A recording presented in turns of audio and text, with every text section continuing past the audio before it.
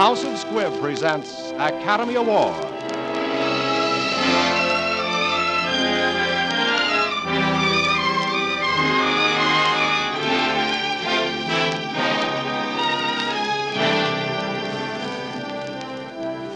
Every week, Squibb brings you Hollywood's finest. The great picture plays, the great actors and actresses, techniques and skills chosen from the honor roll of those who have won or been nominated for the famous Golden Oscar of the Academy of Motion Picture Arts and Sciences.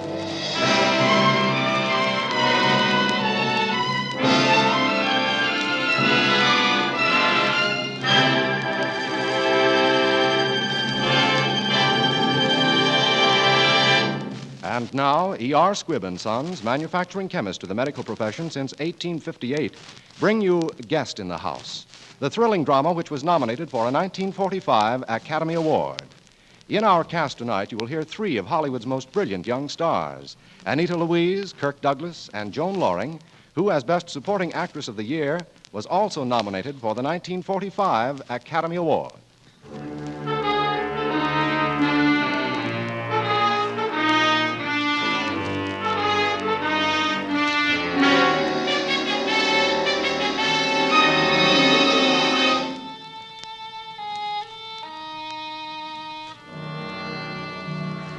This is the story of a diseased personality. A neurotic girl whose physician fell in love with her and made the mistake of bringing her into the sanctuary of his New England family. Her name was Evelyn Heath. Before Dan brought her to the old house, there was innocence, love, and gaiety there. There was Aunt Martha, who more than worshipped Dan Proctor. We've looked forward to your coming, my dear, for a long time. Thank you, Aunt Martha. And you must be Anne. I hope we're going to be very good friends. I hope more family. Oh, that's the wonderful part of it. I never really had one. And you can't be Douglas. Yes, I'm Douglas, black sheep of the family. I'm the painter, that is, commercial artist. I illustrate some of those lurid tales you read in magazines. Oh, this is Miriam Blake, my beautiful model. Yes, Miss Heath. Please call me Evelyn, Miriam. Evelyn? This is Lee, dear. Douglas and Ann's daughter. Oh, you're beautiful. You're so white. No, dear, don't touch me. I've been on that dirty train. Anne, could I go upstairs? Oh, of course. You must be very tired.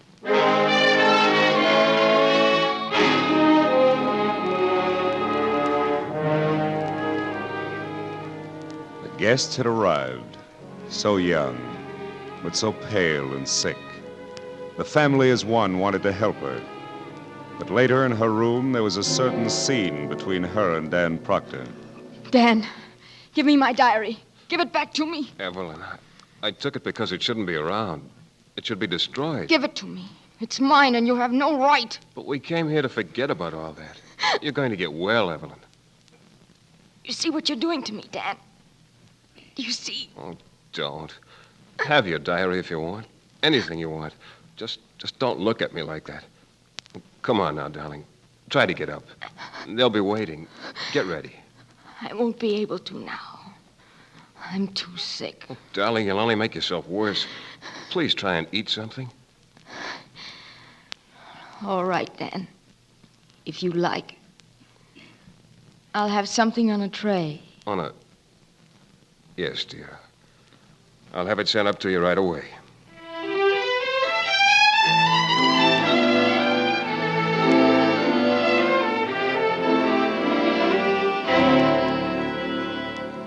Yes, the family had been gay and innocent and happy. But now there was a guest in the house, Dan Proctor's girl. And suddenly, who could tell why, the laughter was still. And then in the night, without warning... It's Evelyn. Come out, Anne. Something's happened. What is it? What on earth is it? Get some water, Miriam. Oh, Daddy, I didn't mean to frighten her. I wanted to give her a present. Get it out. Get it out. Make it take it away. Evelyn, what is it? The bird. I hate birds. I'm afraid of birds. Make her take it away. Please make her take it away. Lee, take Skipper away. Put him outside somewhere.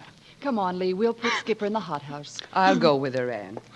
What's wrong with Evelyn, Aunt Martha? Is she sick? Is she going to die? Get Dan, sweetheart. He'll know what to do. Yes, I will.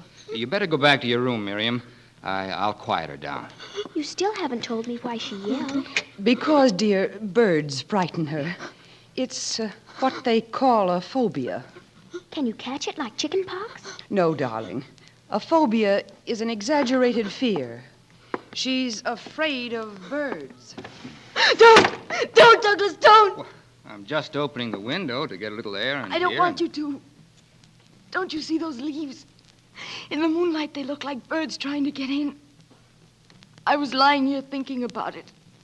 That's what scared me so when the child came in. Now, look, Evelyn, that's first-class moonlight. Don't think bad things about it. Well, thanks, Douglas. I'll take over. It's all right. You'll be yourself again in a minute. I'm so sorry, everybody. Now, you just drink this. Dan, tell them that I don't do this very often. I'm so ashamed. Don't you even think about it, Evelyn. Oh, and you know you've got a hat you'll have to get rid of. Oh, I don't mind them on hats. It's just the wings fluttering.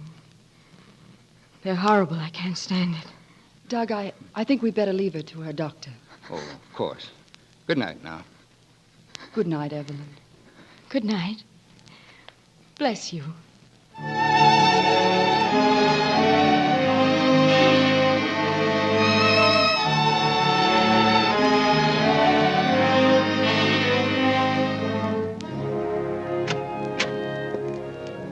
Well, good morning. Look who's here, Miriam. It's Evelyn. I wanted to see your studio. And you at work, Douglas. Where's Dan? He had to go away, Douglas, to the city. The hospital called. Oh, I didn't know that. Well, sit right down there and... Say, I got an idea. What are you doing? Just sketching you. I'll show you how you're going to look after a couple of weeks here. You couldn't manage a smile, could you? Oh, all right. But it'll be there. And after a while, maybe even a dimple. No more shadows under those eyes. Then pure body lines to match that beautiful face. Now, there. Oh, Douglas. I'm beautiful. You've made me beautiful. Sure, I remodeled everything. Look what I've done to Miriam. This is a sketch of St. Cecilia I'm doing for the church down in the village. You see, once in a while I turn real artist and try to do something good. Well, I got to get on with some other work. You can rest now, Miriam. Oh, show Ellen around the dump, will you? Sure. Well, Evelyn, you can see for yourself. There, his art with a capital A, period. Over there's some work from a book he did. And, I don't know what that junk is. Is it very difficult to pose? Well, at $3 an hour, it's not too difficult. This girl is nude. Have you ever had to pose like this? Sure, that's me. $5 an hour, and not bad either. I think I'd rather die than do that. You're kidding. Will you tell Douglas I'll be back some other time? Hey, where you going? I'm tired, Douglas. I think I'll go to my room. Ah, you're overdoing it. Your first day up. That's it, I guess. Well, let's go, Miriam. Feel like posing some more? Now, what's the matter with you? You should have seen her face when I told her that drawing was of me. Don't be too hard on her. Okay, only Dan better be careful. He's apt to find himself married to something in armor. Let Dan worry about that, and you... Now, what else is bothering you? That girl hates me, Doug. And I don't get it.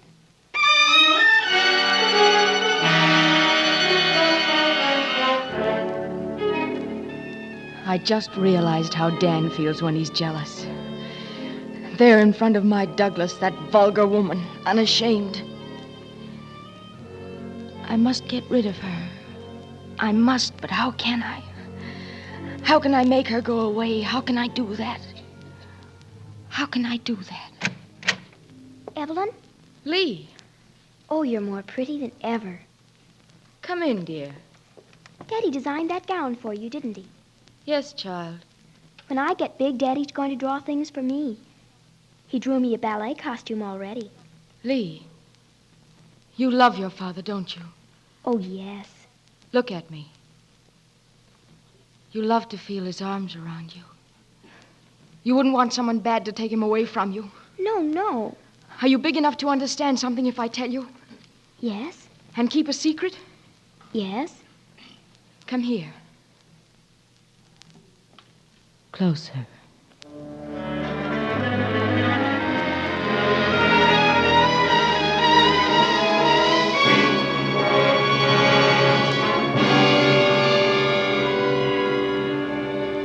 Well, why didn't you call me? Well, I've been waiting for that turpentine for 2 days. No, I'll drive right over.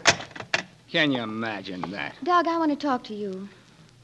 Something's going on around this house lately. Nothing's going on. No lunch, no work, no nothing. Have I hurt somebody's feelings?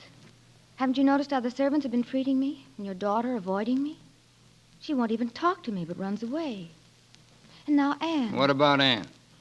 Well, I don't know, Doug. She's got a funny look in her eyes. Oh, you're bats. Well, maybe, but it all seemed to happen so suddenly. Say, you know what you and I need is a ride over to town and a few drinks. We're not getting the work out anyway. We're stale. Come on, we'll have lunch at the inn. Get your mother, Hubbard, and I'll tell Ann to wait dinner.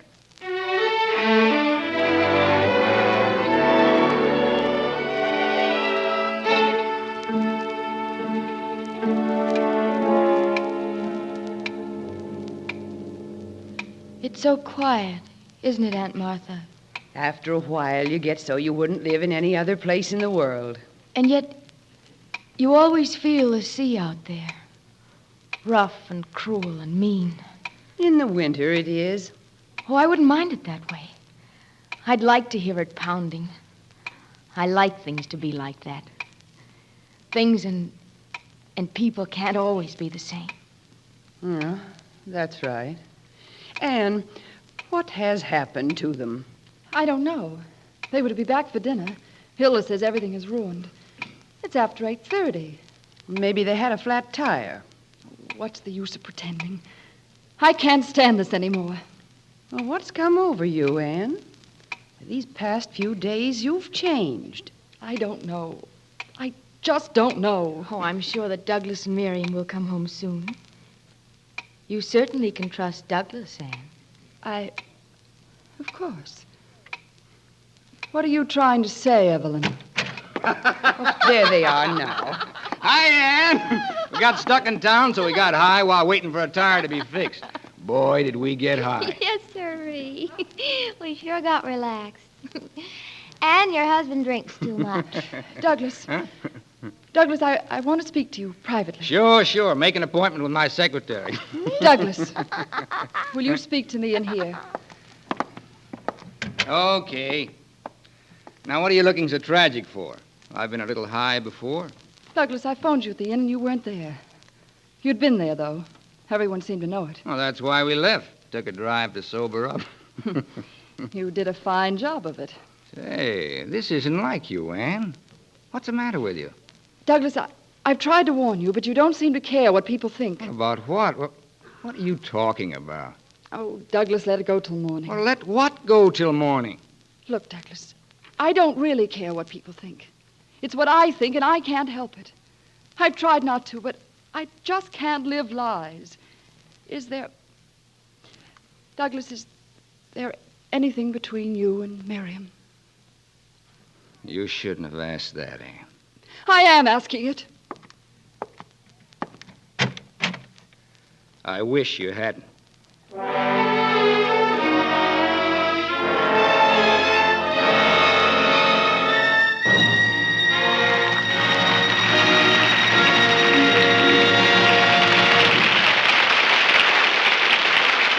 Let's leave for just a moment the tense, charged atmosphere of the Proctor home. Let's climb in fancy to the peak of a snow-capped mountain where the air is clear as crystal, sharp with the clean, spicy fragrance of evergreens, where the wind on your cheeks invigorates like the sting of an icy shower. How quickly it refreshes, like the sudden, pleasant tingle you feel when you brush your teeth with Squibb Dental Cream. For Squibb Dental Cream is refreshingly different from any dentifrice you have ever used before. Its cool, minty tang, its brisk, refreshing action brings a sense of exhilaration that wakes up your whole mouth, leaves it feeling gloriously alive. And you'll soon come to notice a refreshing difference in your smile, too. For the polishing agent in Squibb Dental Cream is just as effective as it is safe, one of the finest known to dental science. So, for a brighter smile and a happier mouth, brush your teeth with Squibb Dental Cream, one of the great family of Squibb products. Taste, feel, and see the refreshing difference. Before we continue with part 2 of Guest in the House, we want to thank Hunt Stromberg for making this story available. He is also the producer of The Strange Woman, starring Hedy Lamarr.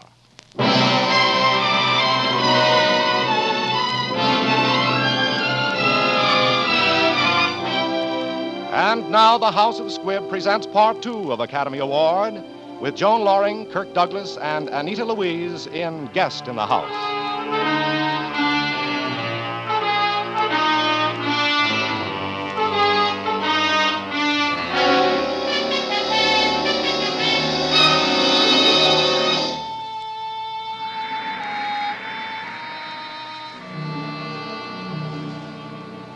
Douglas, it's me. Oh, hello, Evelyn. Something you want? Why didn't you ring? I didn't want anything. I thought I heard voices, and then I heard a car leave. Is anything wrong? No, Miriam had to go away, that's all. Well, things haven't been right here for quite a while. Look, Evelyn, it's nice of you to pretend you don't know, but, well, you must have heard. Yes, I know, Douglas. I tried to stop Anne. She didn't talk to you about it. Well, not exactly talk, but I've seen her watching you. It worried me because of Lee. Lee? You know how impressionable children are. I've tried to keep her from finding out. Anne's been so good to me. I don't know what's gotten into her.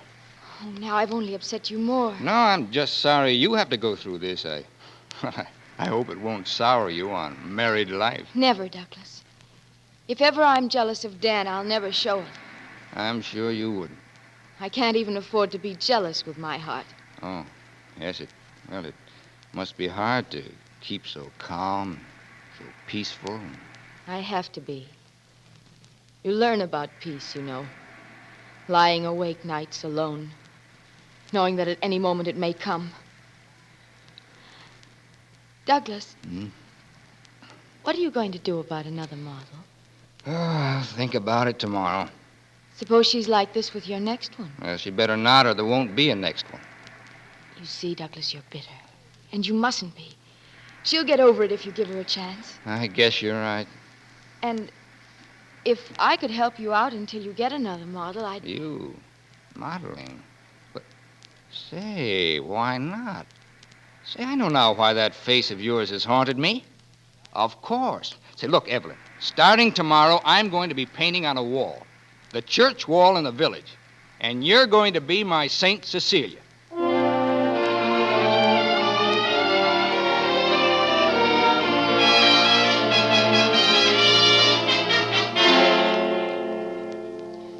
What is it, Aunt Martha? You look like you've seen a ghost. Anne, I have. I've been down to the church, standing in the dark, watching Douglas. You saw the mural?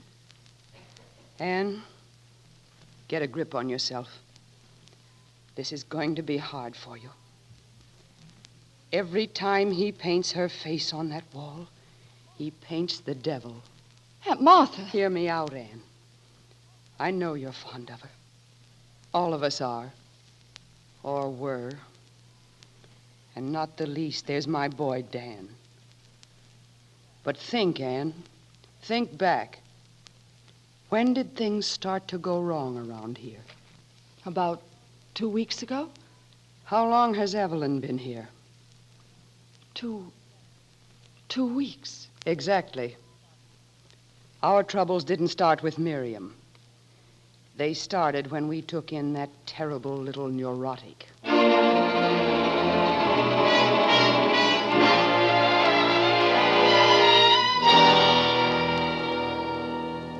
Evelyn, I want to talk to you. Aunt Martha has invited you to stay with her for a while. You're trying to get rid of me. You want to get me away from Douglas. You're jealous. Jealous? Of you? Yes, because he prefers me to you. You've lost him, Anne. Why, you nasty little fool. You're in love with Douglas. He doesn't love you. How could he? Stop talking like that. You're going to get out of this house tonight. What's going on here? Oh, Douglas, don't let her. She's trying to get rid of me. And what have you done to her? Douglas, leave this to me. I know what I'm doing. What have you done to her? She's in love with you, Douglas. I told her I loved you. Of course I love you. Why shouldn't I? You've done everything for me. She hates me because she's jealous. Why did Dan ever bring me here? Why? Evelyn, go upstairs. Nobody's going to send you away. Nobody. Don't worry. Douglas, one of us must go. Would you prefer it would be me? Do as you like. I've had enough.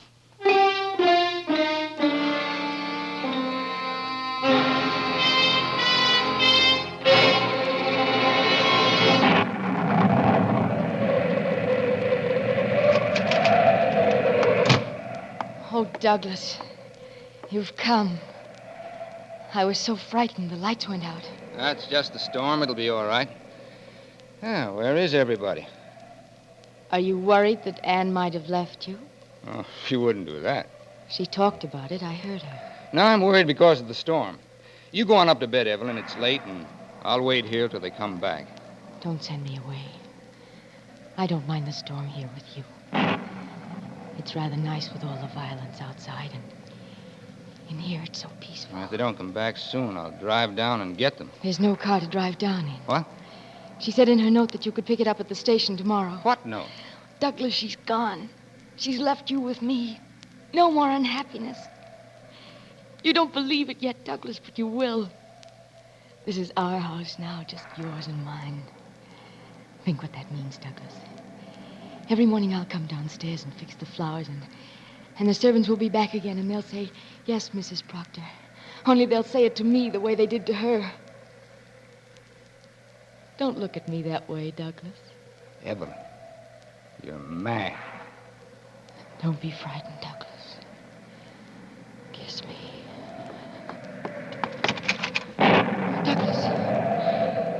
Douglas, don't leave me. I'll die if you do. I'll die. I'll die! I'll die!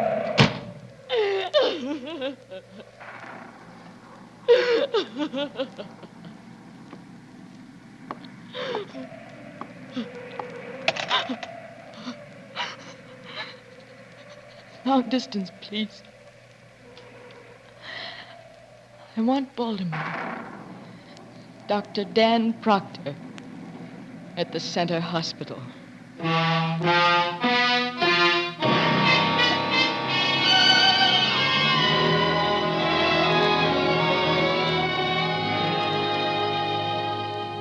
It's all right, Anne. The past is the past. Here you are, home again. Oh, yes, Doug, yes. Why, look. What? Every light in the house is burning. Oh, they must have come back on during the night. Oh, but darling, suppose she'd gotten out. Well, she didn't. I heard her moving around. And if she did, so what? We'd been rid of her all the sooner. Mother, Daddy, look. Skipper's dead. Oh. I did feed him yesterday. I really did. Well, honey, birds get old, too, and we've had them a long time. Do you think that's it?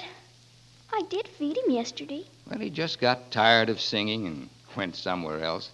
Get a box, honey, and we'll bury him next to your cat in the garden. And then we'll... Where's Evelyn? Why, Dan, whatever brought you here? Evelyn is... Oh, Dan, you have come to me. I hope I know why you asked me to come. Because I've made up my mind, Dan. There's no reason why we should wait any longer. We can be married and I'll go back with you. Well, aren't you going to let them congratulate us? Why doesn't somebody say something? Oh, I'm sure Douglas will congratulate us. We're waiting, Douglas. Evelyn, are you quite sure you want to marry Dan? Is there any reason why I shouldn't? Dan, I'm sorry you found them in such a strange mood this morning. Dan, I'm about to do something that isn't very easy, but I have no other choice. This diary will explain. June 14th. Don't read it to me, Douglas. I know every word. Dan, I don't think you realize. You know what she said about you, but do you know what she said about me? June 14th. I love Douglas more and more. Yes, I wrote that, Dan. But, Douglas, you haven't read the last page. Read it. I've been a fool. I thought I loved Douglas, but now I see how wrong I was. Dan is the one I love. Dan knows I always tell the truth in this book. Yes. Yes, you do. Darling, will you get my things? Hurry, they're in my room. Sure. Too bad, Aunt Martha. You'll be lonely for a while, but you'll get used to it without Dan. I've been lonely all my life. There's only one regret. I would have liked this little house. I like the way it... Where is it? Where's what? The bird. It's not in the cage. Where is it? Lee let it out. In here? Yes. It was here just a moment ago. In this room? Where is it? Don't just sit there. Where? Do you see it? I'm not looking for it. I'm not afraid of birds. It's not in the dining room. It could be in there, too. Upstairs? What makes you think that it's not up there? Birds fly, you know. They can go any place. The door. The door outside. I've got to get outside. There are thousands of birds outside. Everywhere. Everywhere but the cliff above the sea. No, no. Look. Look, they're coming at you. From everywhere. No. No, no. No, no. No, no.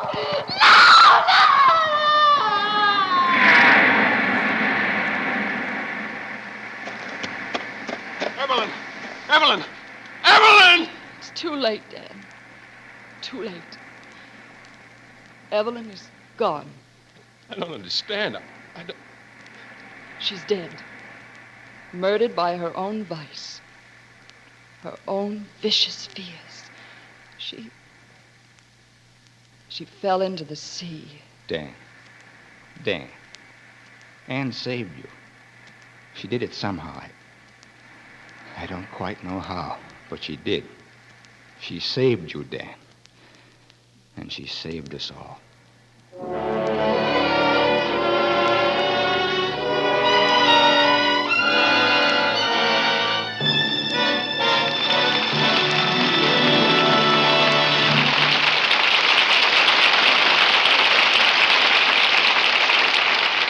Making life miserable for others requires no special skill. In fact, we've just witnessed how easily it can be done. But making life a better thing, helping others to greater health and happiness, well, that's work for skilled hands, for keen exploring minds. Men and women with years of scientific training are carrying on such work in the Squibb Institute for Medical Research, pushing forward the boundaries of knowledge, making each discovery the stepping stone to another, helping to make possible today's great strides in medical progress. In the great Squibb manufacturing laboratories, other scientists, through constant research and testing, pursue a never-ending quest for perfection in the making of all Squibb products. The work of all these scientists, their outstanding skill, their painstaking study, is reflected in all products that bear the name Squibb. Life-saving new drugs and simple health essentials Squibb makes for your home use. So when you buy, insist on Squibb quality. Ask for Squibb, a name you can trust.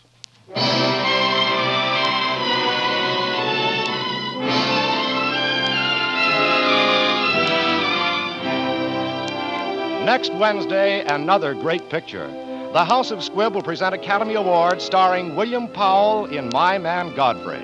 But remember, daylight saving time ends next week. If your city has been on standard time, please tune in Academy Award 1 hour later next Wednesday.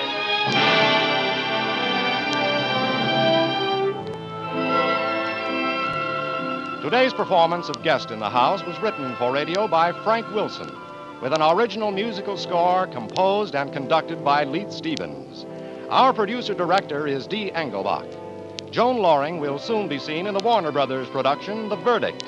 Anita Louise appeared through the courtesy of Columbia Pictures and can soon be seen in the Columbia Pictures Shadow. Kirk Douglas can currently be seen in the Hal Wallace Paramount production, The Strange Love of Martha Ivers. This is Hugh Brundage bidding you goodnight until next Wednesday, when you're invited to listen again to Academy Award presented by the House of Squibb, a name you can trust. This is CBS, the Columbia Broadcasting System.